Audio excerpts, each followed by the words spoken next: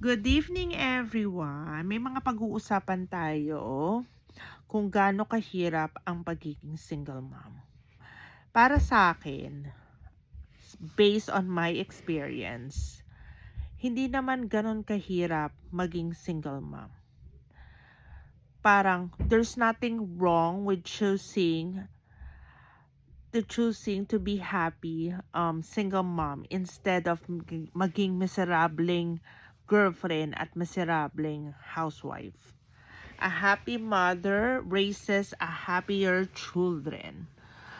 So, pag nakikita kong masasaya yung mga anak ko, parang nawawala na yung stress ko, parang nawawala na yung pagod ko, nawawala yung stress ko sa work, o nawawala yung pagod ko sa work. Pag nakikita kong masasaya yung mga anak ko at nakakakain sila ng 3 times a day, 4 times a day. So, masaya na ako doon. Pero sa ibang tao, mahirap maging single parents, lalo na kung wala kang ipon, kung wala kang katuwang sa buhay, yung parang wala dito yung pamilya mo, malalayo sila sa'yo. Para sa akin kasi, nakatira ako sa parents ko. So, yung parents ko, tinutulungan nila ako kung paano ko i-raise yung mga anak ko. So, pag nasa trabaho ako, dinadala nila yung mga bata sa school. So, parang hindi ako nahirapan masyadong mag-raise sa mga bata. Kasi may mga magulang akong tumutulong sa akin. And I'm very thankful na kasama ko pa sila hanggang ngayon at natutulungan nila ako sa mga anak ko. Pero financially, I'm supporting myself and my 3 kids.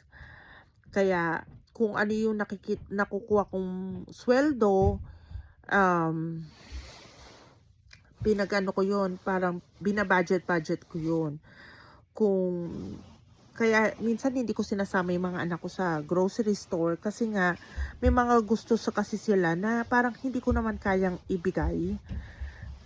At ayoko rin naman masyadong malagi na nagsasay no sa kanila. Kasi nalulungkot ako bilang nanay na hindi ko na ibibigay yung mga gusto ng mga anak ko. Pero minsan naman, pag pasok naman sa budget, why not? Kung may extra naman, why not? Yun lang, parang mahirap na madali na masaya. Parang ganun yung based on my experience. Parang ganun yung nafe-feel ko. Masaya kasi nakakasama mo sila lagi, kasama mo sila matulog, kasama mo silang kumain. Mahirap kasi mahal ang mga bilihin. Mahal ang mga bilihin sa mga sa mga bagay-bagay. Like lalo na may 11 years old ako, ang daming ang daming gastos. Ang daming gastos through school, maraming kailangan bilhin. Lalo na dito sa Amerika, syempre, wala silang uniform. So, may mga damit, ganyan. Syempre, hindi mo naman pwedeng pasuot sa kanila yung matagal na nilang damit kasi lumalaki sila. So, parang maliit na sa kanila. Ayaw mo naman silang mabully na ibang classmate. Kaya, parang gumagawa ko ng paraan. Yung mga bilihin sa pagkain, mahal din yung mga pagkain dito. Pero overall, nakakayanan ko naman sa tulong ng magulang ko. That's based on my thing. Pero sa iba, katulad nga ng sinabi ko, sa ibang tao na bilang single mom and single dad, sila lang. Kaya sila nahihirapan dahil minsan wala silang katuwang sa buhay. Walang katuwang sa buhay, walang tumutulong sa kanila. So, naiintindihan ko yung mga taong single parent kung minsan stress na nga sila sa work, stress pa sila na paano nila papakainin yung mga anak nila, paano nila maibibigay yung mga gusto ng mga anak nila or mga kailangan ng mga anak nila. Kasi sa konting salapi na nakukuha natin, 'di ba? Kahit trabaho ka ng trabaho, tapos pagdating ng paycheck, parang wala na, parang dumaan lang.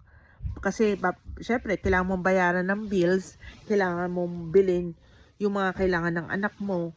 So, parang, yun nga, hirap din. Hirap na masaya. Yun.